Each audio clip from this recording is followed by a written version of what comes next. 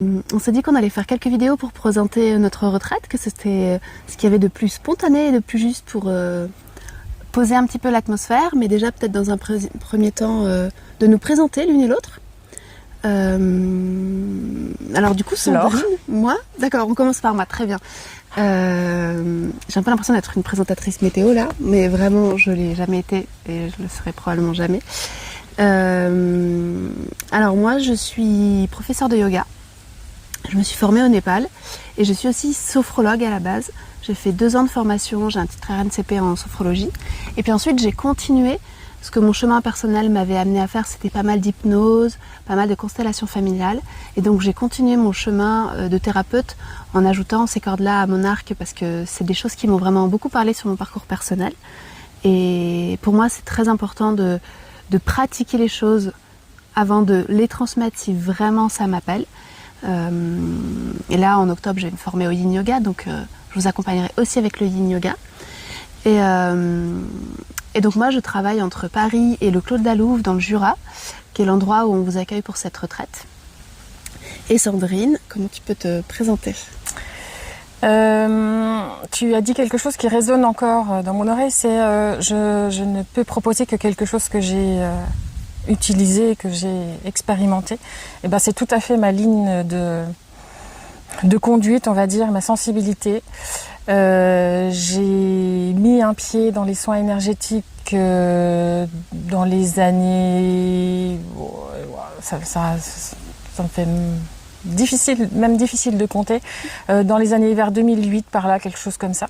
Que ensuite j'ai souhaité me former parce que ça m'avait fait un grand bien, il s'agissait du Reiki.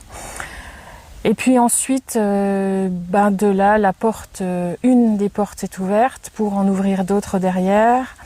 Et que je choisisse d'en faire mon métier en 2011. C'est vraiment quelque chose d'important pour moi d'avoir pu avoir un parcours d'expérience pour pouvoir le transmettre ensuite et le faire partager ensuite. Bien sûr, les énergies, parce que je vis des énergies, je vis les énergies et mon process c'est celui-là. Je propose des soins qui maintenant sont davantage orientés vers le chamanisme, vers cette connexion-là, mais pas que. Je décode les énergies, je vous en parle, je décode l'être dans ce qu'il est là maintenant pour le relier à son âme, à quelque chose d'un petit peu plus grand que lui. Non pas que les humains ne soient pas grands, mais c'est le but de l'humain, le but de l'incarnation, c'est de venir mettre un lien entre l'humain et l'âme. C'est ce que je vous propose à travers mes soins et mon accompagnement d'une manière générale.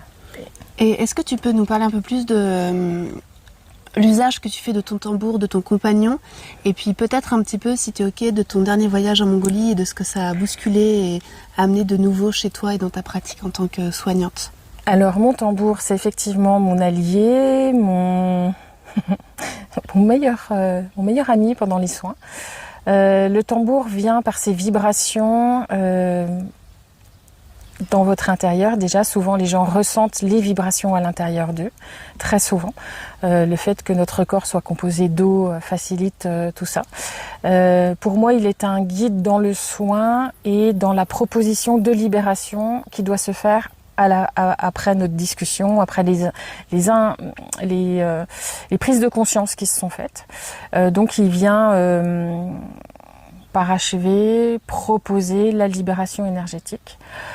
Mon parcours en Mongolie, mon voyage en Mongolie a été un moment de reconnexion profonde à cette vibration chamanique, parce que le chamanisme est né là-bas, il y a bien des années, dans l'Altaï, et c'est là-bas que je me suis rendue.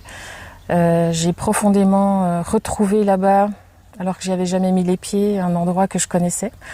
Et je suis dans ce processus d'intégration de cette identité aussi qui est en moi.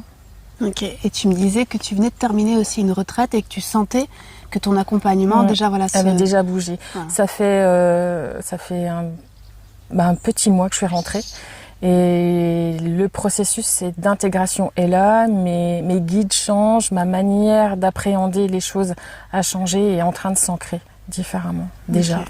Super. Merci pour ce partage. Je t'en prie, avec plaisir.